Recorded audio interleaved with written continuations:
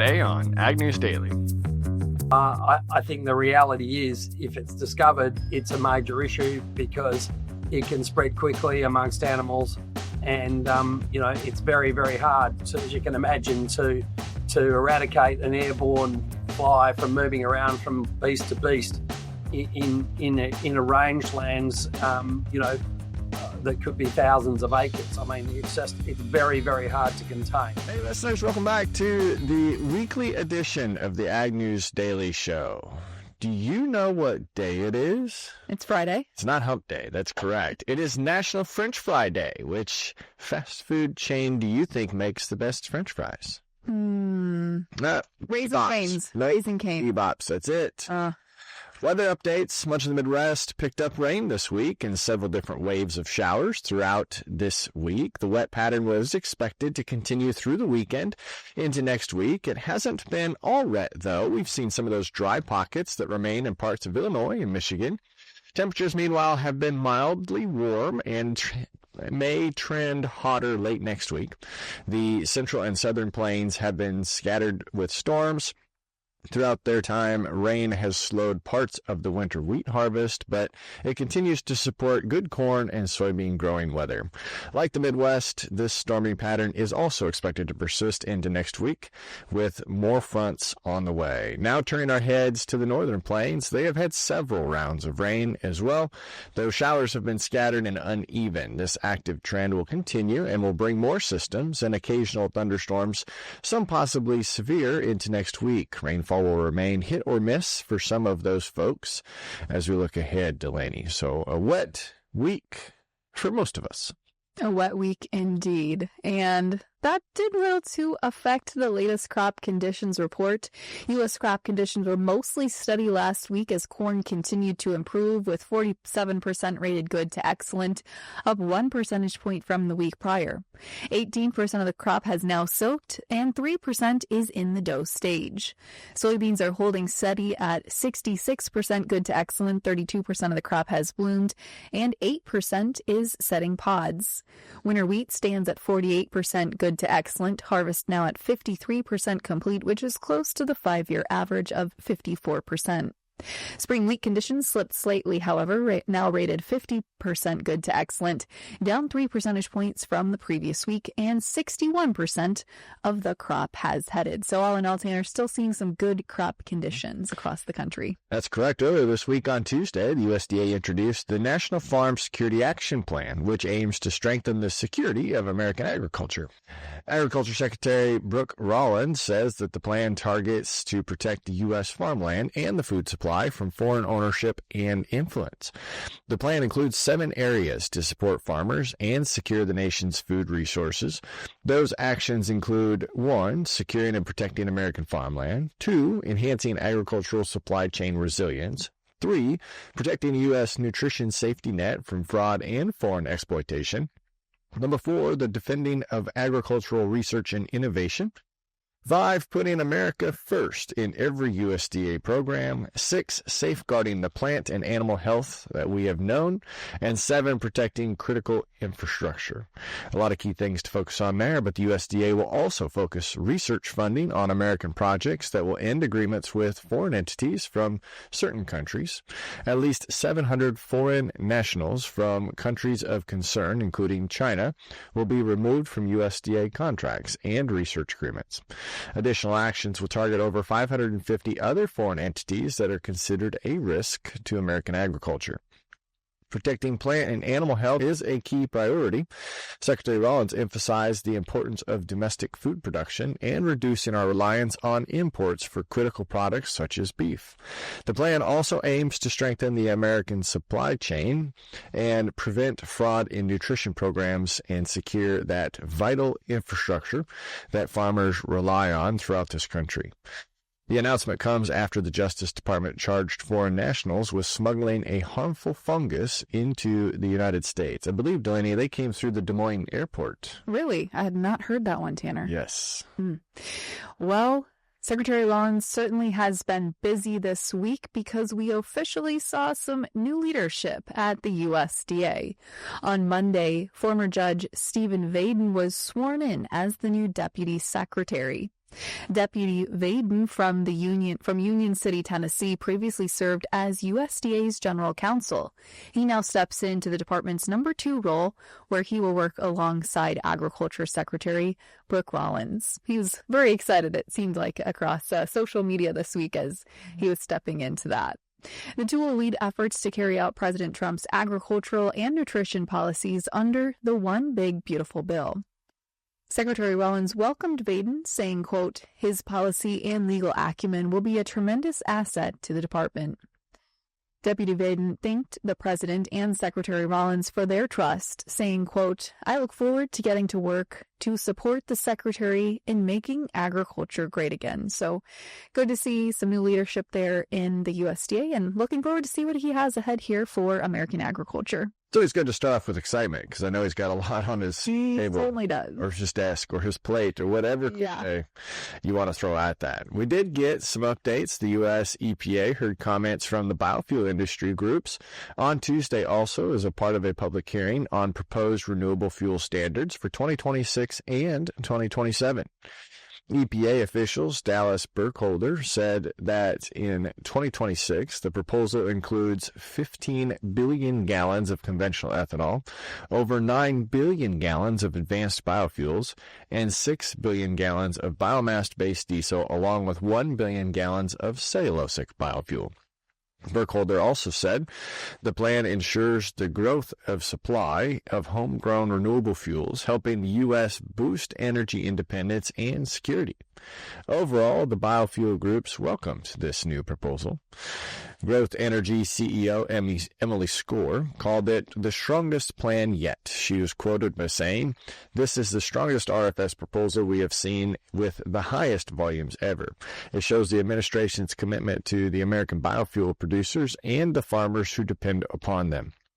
We also heard from the Clean Fuels Alliance America group, who also testified with CEO Donnell Reagan. He is saying that the industry is ready to deliver.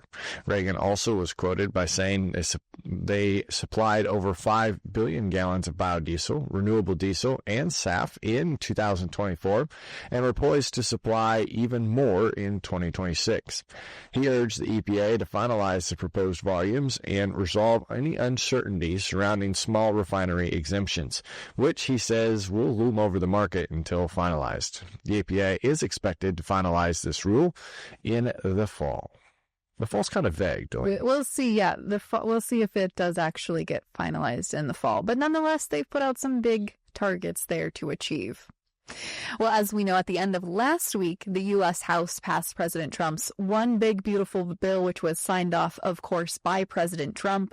Now, ag groups are weighing in on what this legislation could mean for producers.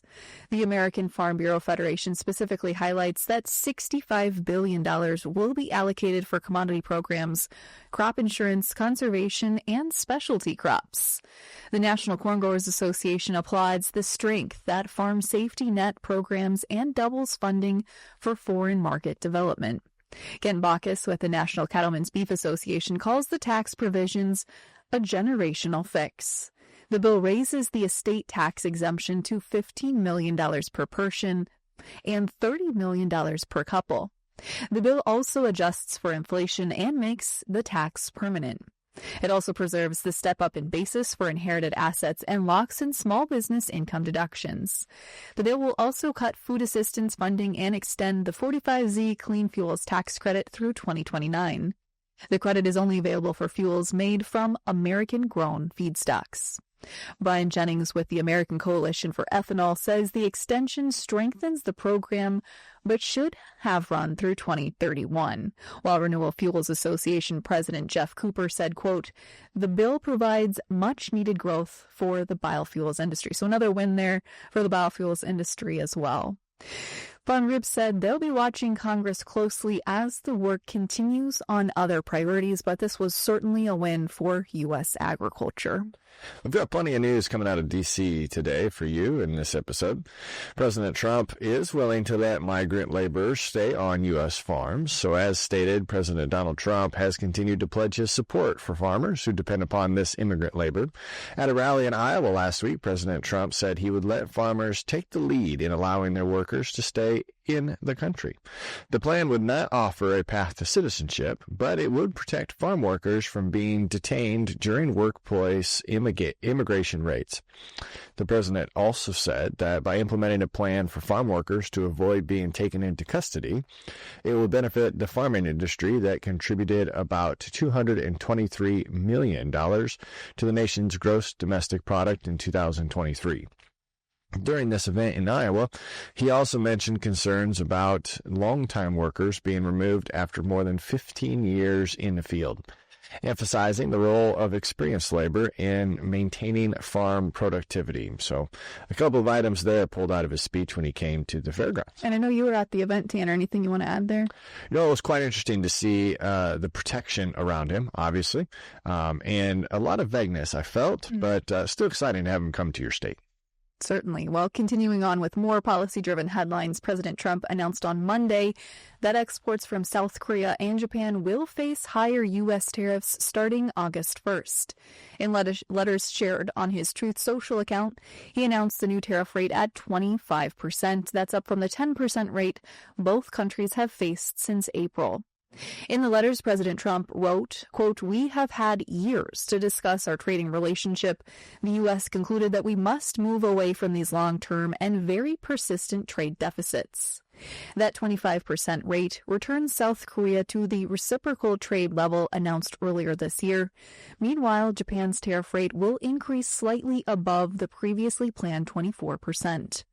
These new tariffs will apply on top of any existing sector-specific duties. However, he said he opens up the floor to negotiating lower tariffs if South Korea or Japan or other countries ease their trade barriers. He also added that some deals have already been reached, and more letters will be sent to U.S. trading partners later this month. So far, only a few trade deals have been reached between the U.S. and the U.K. and the U.S. and Vietnam. White House Press Secretary Caroline Leavitt said President Trump plans to issue an executive order next Monday to formally extend the current 90-day tariff pause until August 1st. And she said the president will send about a dozen more letters to trading partners this month. We also know Canada is on the chopping block here for an additional tariff, Brazil, and a few others here that will receive some of those letters here, Tanner, in the very short term. I always think letters are funny. We can't send an email. But in other news, the United States Centers for Disease Control and Prevention has officially ended its emergency response to the bird flu outbreak. The decision comes as the virus, which sickens dozens of people and drove up egg prices, has largely subsided. On Monday, the CDC combined bird flu updates with its regular seasonal flu reports that were previously done separately. The agency will now provide monthly updates on a number of people that have been tested for the virus, but will no longer report the infection rates in animals. States hit hardest by the outbreak, like California and Washington, have also scaled back their emergency efforts. A spokesperson for the Department of Health and Human Services says that the CDC is transitioning from emergency response to routine monitoring. However, bird flu surveillance will continue under the agency's existing influenza programs. So it sounds like a positive move in the right direction there for our poultry producers. Dr. Shaw, who recently resigned as the CDC Principal Deputy Director, reported the decision. He explained that with no recent human cases, there's no need for intense daily response efforts. In addition, USDA reported only a few cases in the past month.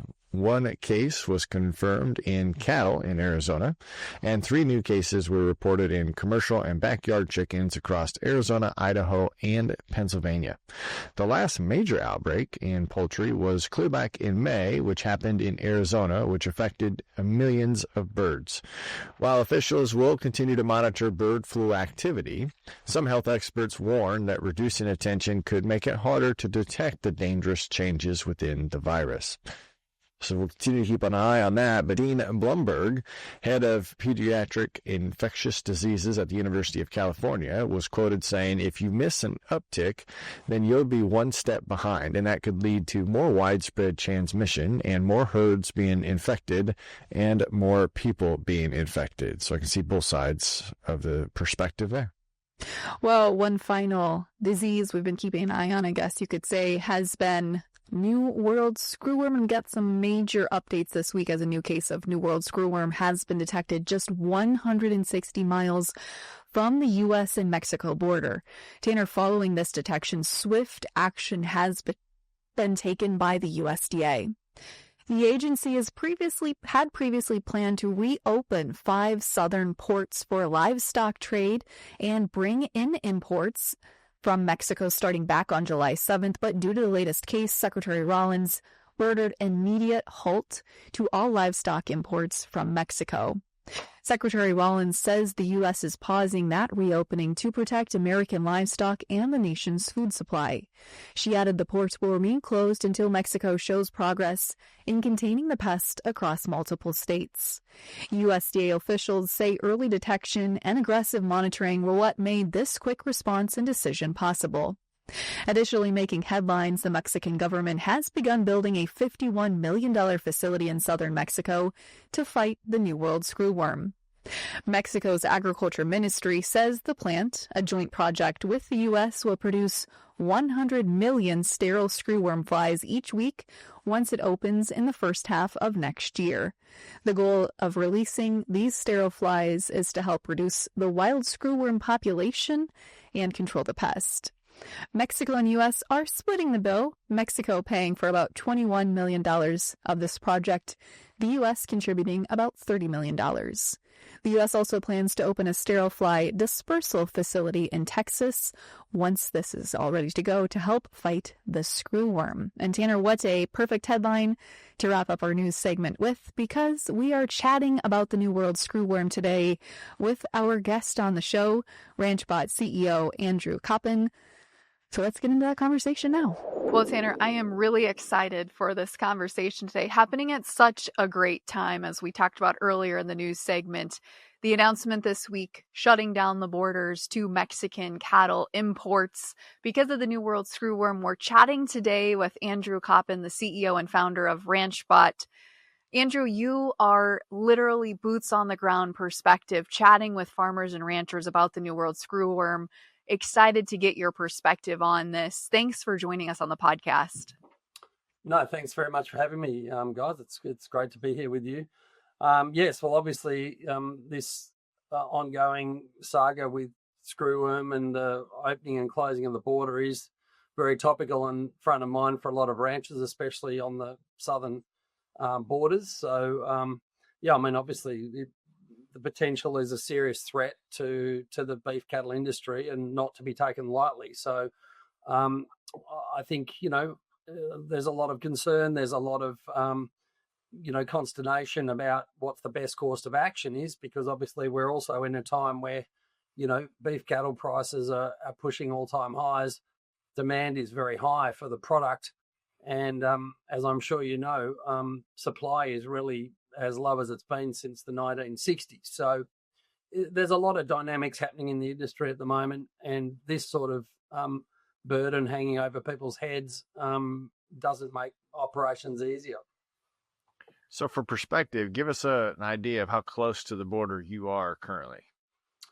Well, I mean, now my operations for Ranchbot are based out of Fort Worth in Texas, but I've got people who are working with ranchers all across the southern borders of Texas, Arizona, New Mexico, because we're out, putting in remote monitoring solutions for ranchers, which, we monitor all of the water and infrastructure on ranches, which obviously is prescient in the scheme of New World Screwworm, because obviously if we were to see, in the very unfortunate circumstances, we were to see issues or that come closer, I think the first line of defense would be to create quarantine areas and limit travel and, make sure that no one was transporting cattle or things from one area to the other, which sort of means if you're going to minimize transport and minimize moving around, as you know, hundreds of thousands of ranchers are driving around every day checking water.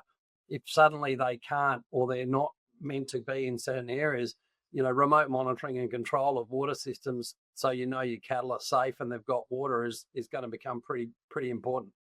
Now, you don't sound like you're from Fort Worth. Oh, you wouldn't pick up my southern Texas accent.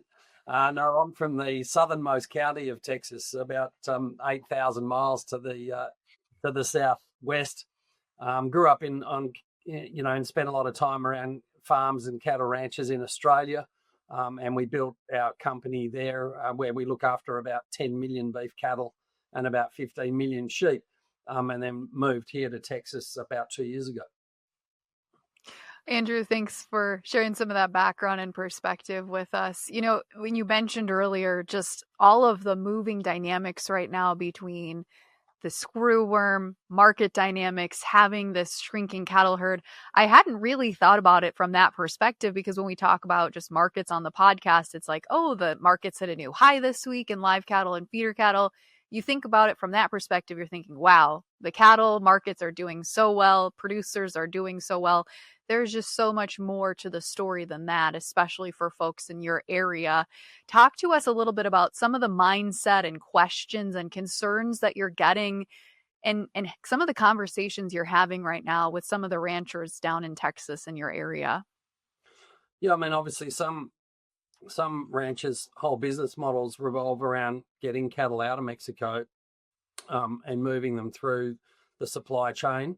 Obviously now they've had to take a completely different course of action, and I guess the issues of the supply demand equation for beef cattle that have been evolving over the last couple of years, everyone's been questioning when will people start rebuilding their herds, due to a combination of factors, particularly weather, drought. Ranchers can only put so many cattle on the pasture. They need pasture, and if they haven't got pasture, they need to buy feed, and that's expensive. So, whilst everyone's looking for that indicator of when we're going to start rebuilding, I'm not really seeing any ranchers that are saying they're on that path as yet, because they've still been managing around drought and other issues relating to weather and pasture. Despite recent tragedies like the floods in Texas and in New Mexico, that belies a broader context that there's still 25% of the country as grazing lands are in drought. So you sort of look at that backdrop and then think about the pressures of trying to rebuild my herd. I want to generate cash flow if I'm a rancher, but I don't really want to be selling cattle, even though the prices are really high. And now I'm faced with greater restrictions of cattle coming across the border. I don't think you'd find any rancher that wouldn't agree shutting the border down for safety is the right decision and the right thing to do. But it's still putting additional pressure on the market dynamics of the beef industry at a time when the US consumers' love affair with beef is at an all-time high, and seemingly there's not a lot to stop it. I mean, it's certainly the most preferred meat protein in the market, and I don't think that's going to change anytime soon. Andrew, from a biosecurity perspective, you mentioned some of the software IoT that you're using for Ranchbot. What kind of additional biosecurity concerns are ranchers having right now, or measures are they putting in place to ensure, hey, this isn't going to impact my herd? Or what concerns do they have if screwworm would cross the border and come into Texas cattle? Well, I think, as I mentioned before, I think the seemingly the emergency plans in the event that was to evolve would be to create lockdown areas and quarantine areas and limit the flow and movement of livestock and people in and out of different areas where the risk is that you keep moving the screwworm flies into other areas. So I guess it's just the hesitancy of will that happen or won't it happen? I'm trying to run a business. I mean, ranching's already a difficult enough business. It's not like you need more stresses or challenges around delivering your product in the market, and now you've just got this other dynamic that's there. So, I mean, obviously, biosecurity risks are very material because they can impact entire areas, and obviously, if they were to get hold and get out of control, be having devastating ramifications for the industry, which of course no one wants. And whilst it might drive prices even higher, the net net is that it would be negative for, both the ranchers and consumers. So I think the risks are real and the risks have to be managed. And there's a lot of really, really good people and, working in industry and, and the government to try and make sure that, this does not happen. So what do you know about the science behind the strategy to breed and release a lot more flies to help curb the spread of this screwworm? Yes, well, I think that's a strategy that's been used before to release infertile flies because, as I understand it, they only sort of mate once and then, they die. So that's the strategy that had been used in the past, and facilities are now being set up to replicate that and to allow to release that. The challenges, of course, are the volume that's required to do that and the timing. And of course, when you're talking about airborne animals that can travel on a breeze, it's challenging because things could move in a particular direction quickly through no real fault of anyone other than Mother Nature. So I think it's a tried and proven method that will help eradicate, and self-manage the issue. The execution risk is the challenge to get enough flies in time to prevent those issues. So if you're a cattle producer and you do discover this, is there a treatment, a spray, a vaccine for the beef producers to be able to use on their herds? That's a good question. I'm not 100% sure of what the immediate response would be from a medical perspective. That's a better question for a vet or someone in the animal health arena. I'm more in the ranch management side of things and not close enough to know. But I think the reality is, if it's discovered, it's a major issue because it can spread quickly amongst animals. And, it's very, very hard, as you can imagine, to eradicate an airborne fly from moving around from beast to beast in a rangelands, that could be thousands of acres. It's very, very hard to contain. So I think the primary strategy is really one of, stopping the transmission altogether, because once you've got it, things are significantly more dire and consequential.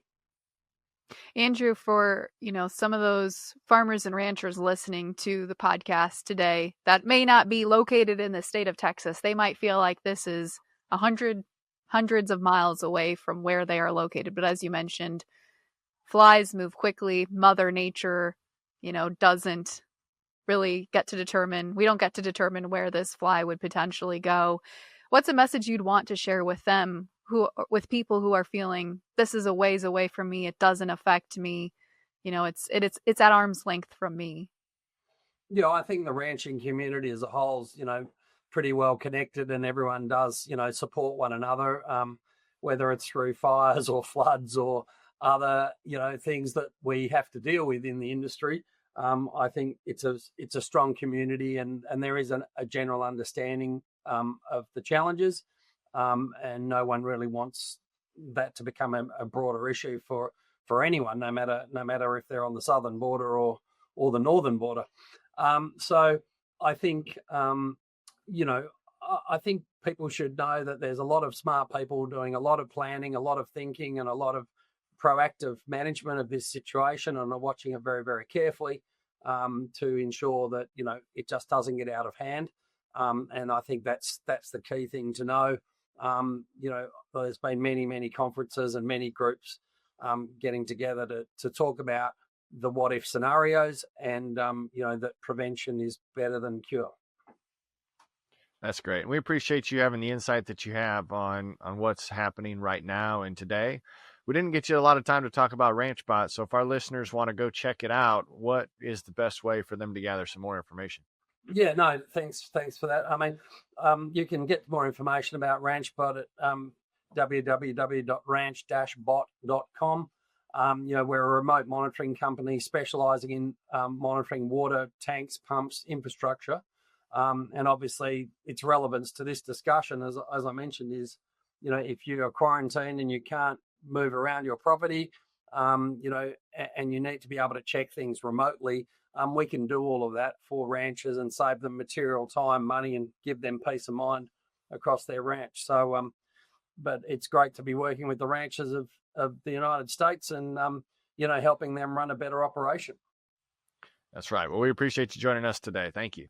Thanks so much. Well, what a good conversation. But we did see in 2023 and 24, disaster assistance for farmers is now available through Secretary Rollins' expedited update of the federal disaster assistance for Central Texas flood victims.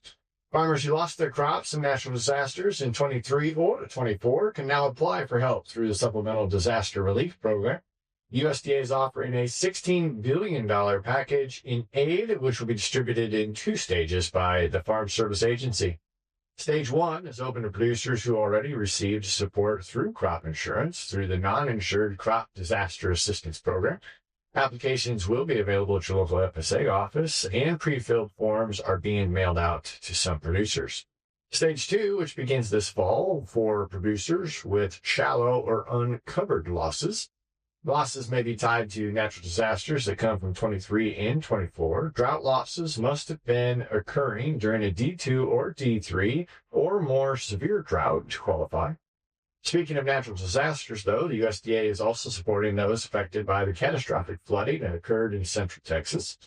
Ag Secretary Brooke Rollins says the federal teams are assisting with debris removal, providing emergency meals and disaster relief access to those producers, unfortunately, in the way. We also saw the U.S. Forest Service is supporting search and rescue efforts, while the Natural Resource Conservation Service is monitoring dams and aiding in the recovery efforts as well. But for a full list of USDA disaster assistance programs and details on each of these, you can visit the Rural Development Disaster Assistance page on the USDA website. So a lot of updates there from those announcements that were made this week. Certainly there are, Tanner, but let's take a quick look at the markets here before we wrap up today's show. Following a shortened holiday week last week, the markets were certainly in full force this week. Today's big news, a WSDA report, will be released at noon Central Time as of today, Friday, when we are recording today's show. And markets have been shoring up positions heading into this final session of the week. No major changes are expected to be posted with today's report, and most of the trade is expecting the report to be a neutral non-event for the markets, meaning we should be reverting back to watching weather and trade following today's hubbub. Taking a look at the livestock futures, cattle futures set new highs this week after the abrupt closure of the U.S. border to Mexican livestock imports. Live cattle were supported as well by U.S. tariffs on Brazilian beef at 50% tariff rates, as that is where the bulk of U.S. beef imports come from, specifically ground beef. October live cattle hit here around 220 on the board, and November feeder cattle touched 321 on the board. So still seeing markets move full steam ahead. October live cattle, I believe, touched around $97 on the board. And we'll continue to watch here where those cattle markets go. Certainly interesting to hear Andrew's perspective on that as well in our interview today. It would have been great to see corn markets go higher with all the positive biofuel news that we got. So maybe we'll get to report on some of that for next week. But I know it's fair time for a lot of you. Actually excited for one of our next interviews here on Farm for Profit tied to the Iowa State Fair. So it seems like county fairs will all lead up to the big state fair. Well, Blaine and I, my husband, were just reading through all of the new Iowa State Fair foods. There are 50 some, it seems like, Tanner. So yeah, we might have to do a little food trying on the podcast. That would be right. Listeners, if you've got a favorite fair food, make sure you send that to us. Otherwise, if you've got guests or topics you want us to cover, make sure you reach out. Follow us on all of our social media platforms. We appreciate each and every one of you. So I think it's time to go. What do you say, Delaney? Yeah, let's let him go.